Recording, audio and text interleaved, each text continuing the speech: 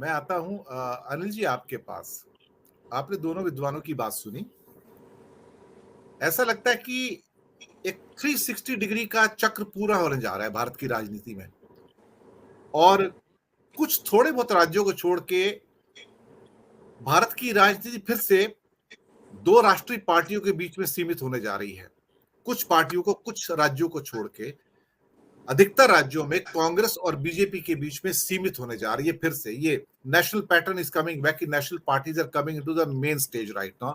South में तो पहले से डीएमके वगैरह थी, आपको पता ही है, और वहां पे, और ईस्ट में ममता आई है, बीजू हैं थोड़े से, लेकिन बाकी जगह राजस्थान है, दिल्ली है, उत्तराखंड है, हिमाचल है, इसके अलावा आपका उत्तर प्रदेश, सब एमपी है, छत्तीसगढ़ है। स्टेट फाइट है कांग्रेस और बीजेपी की, देखा जाए तो यहां पर जो है ऐसा लगता है कि Congress is making a huge comeback, और जो बीजेपी को एक केक वॉक नजर आता था कांग्रेस पार्टी के खिलाफ सीधा खड़ा होके, वो केक वॉक, जैसे कि प्रशांत जी ने कहा, कि अब थोड़ा कम होता हुआ नजर आ रहा है। तो चीजें बदलती नजर आ रही हैं। अनिल जी।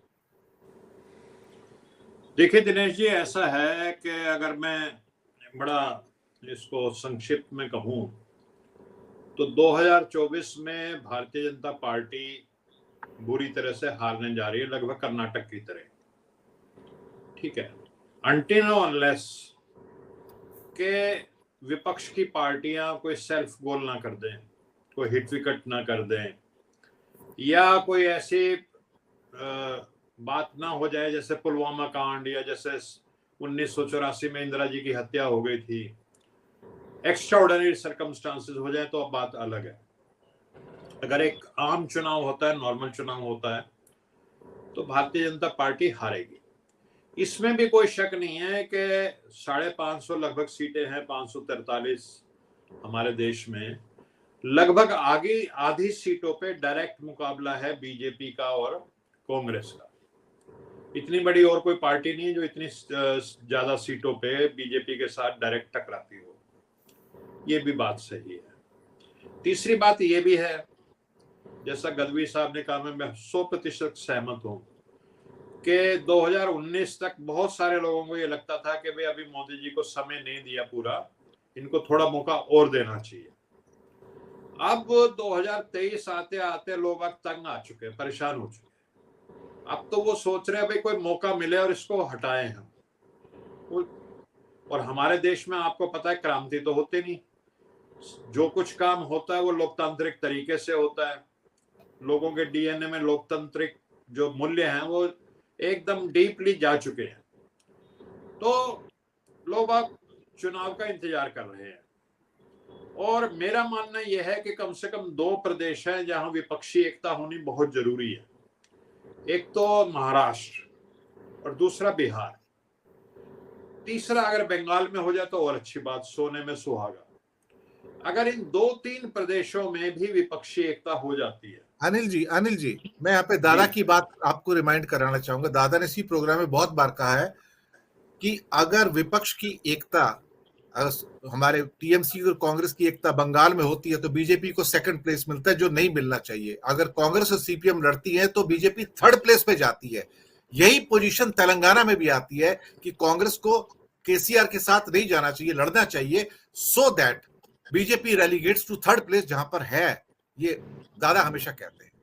नहीं, दादा ठीक कह रहे हैं, वो मैं उससे काफी हद तक सहमत हूं जो तेलंगाना वाली बात है आपकी।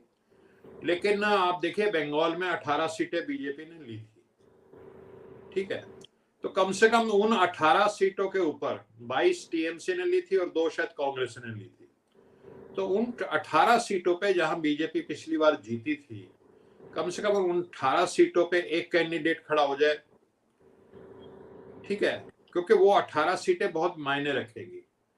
और 2024 का दिनेश जी चुनाव ऐसा है जिसको आप सिर्फ इस बात से कि भी ऑपोजिशन स्पेस ना चला जाए बीजेपी को एक स्टेट में, इन बातों की तरफ अगर ध्यान देंगे तो जो बड़ा मुद्दा है वो ये है कि बहुत जरूरी है 2024 में बीजेपी को चुनाव में हराना।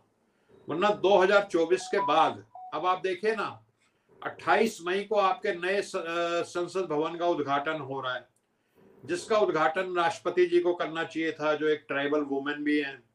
और उद्घाटन कर रहे हैं हमारे माननीय प्रधानमंत्री जी। और 28 मई को जो वीडी सावरकर हैं उनका जन्म दिवस है, जिन्होंने हिंदुत्व के विचार को आगे किया था। तो आप समझिए इस चीज को कि संविधान और ये जो जिस मूल्यों और जिन सिद्धांतों पे हमारा देश खड़ा हुआ है, 2024 में अगर जरा सी भी चूक हो गई और ये बात हो गई कि भाई इसने केजरीवाल ने सोनिया गांधी को ये कहा था 3 साल पहले, गाली दी। जी जी अनिल जी, शायद डिस्कनेक्टेड।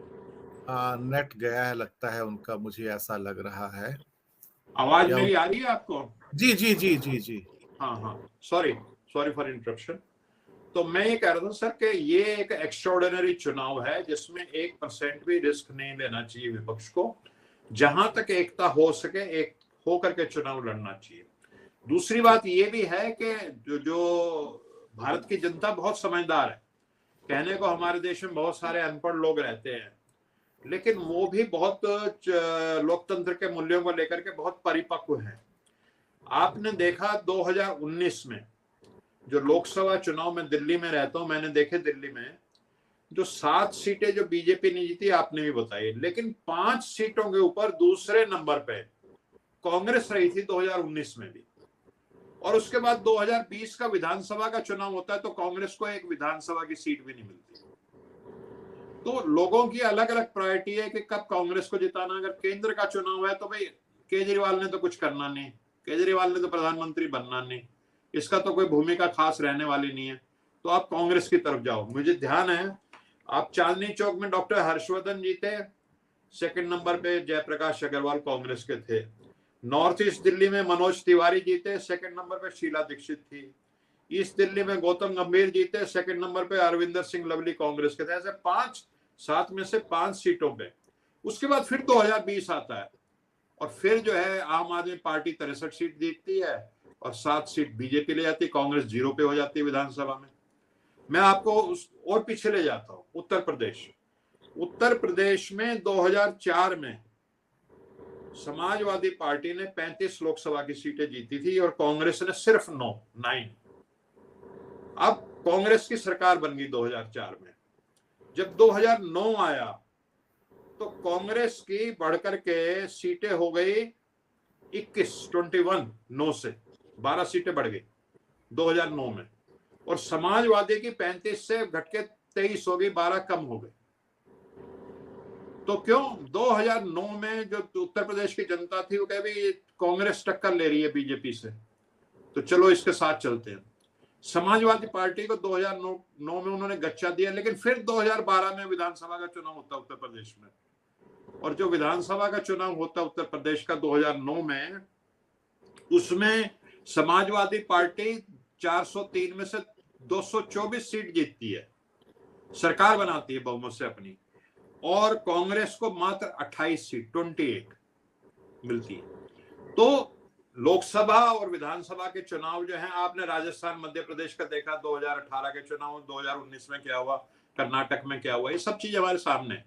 तो वो फर्क होते हैं और उसमें विपक्षी एकता और एक ऐसा कुछ ना कुछ हमारा अगर हो जाए सोने में सुहागा, कोई नीतीश कुमार जैसा एक कोई कैंडिडेट, कोई शरद पवार, एक सहमति हो जाए, या चलिए एक आदमी पे सहमति ना हो, कॉमन मिनिमम प्रोग्राम बन जाए, तो जनता को होगा भी हाँ ये लोग सरकार बना सकते हैं। जैसे दिल्ली की जनता को नहीं लगता कि केजरीवाल सरकार बना देता तो वोट अपना खराब नहीं करती। तो ऐसे ही भारत की जनता को 2024 में लगना चाहिए कि भी एक गठबंधन है जो बीजेपी का वाकई में मुकाबला कर रहा है और सरकार बना सकता है, तब वोट मिलेगा।